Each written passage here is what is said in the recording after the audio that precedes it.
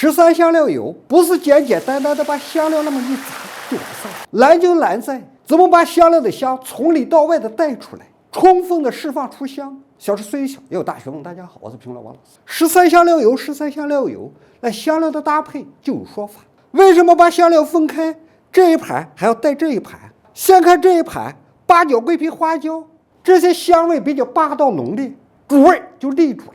这一盘你看，都是香味比较平和的香料，在后香上更丰富、更顺口。所以你看，一主一次，一浓烈一平和，这就是香料搭配均衡的概念。不然就香的比较平淡，没有香气上的主次之分。打眼一看，香料简单朴素，关键是怎么把这些香料的香味从里到外的带出来。香料先浸碗，如果直接进锅炸的话，它就有药味，有灰尘的杂味。首先香料冲洗干净，把灰尘的杂味去除了，再用200酿造的高度白酒浸泡香料，白酒的入透渗透力更强，首先能渗透到香料的心上去，再一收热，它从里到外就有一个挥发，顺带着也会把香料的香味从里到外带出来。翻拌浸泡15分钟，豆油给点葱姜，量要少，主要是去除油的油腥味，而不是增葱姜的香。这样做出来13香的料油，料香味更纯粹。葱姜炸到干黄，赶紧捞出，不要让葱姜的窜香抢了料香。关火降油温，锅里油温降到30热左右，下用白酒泡湿的香料。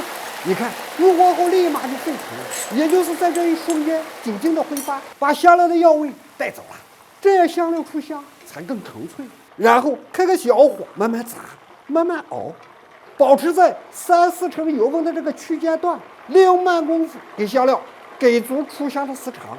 这个时候小火熬，你听锅里噼里哐啷，这就是酒精在挥发，水汽在蒸发。这个时候的油温不会升高的太快，等到没有声音了，你就得勤搅动，细心的观察香料色泽的变化。熬的香料的色泽，你看有点干黄的样子，香料的香味明显的飘出来了，赶紧离火，再熬，锅里的油温会迅速升高，那香料的香味大部分就挥发了。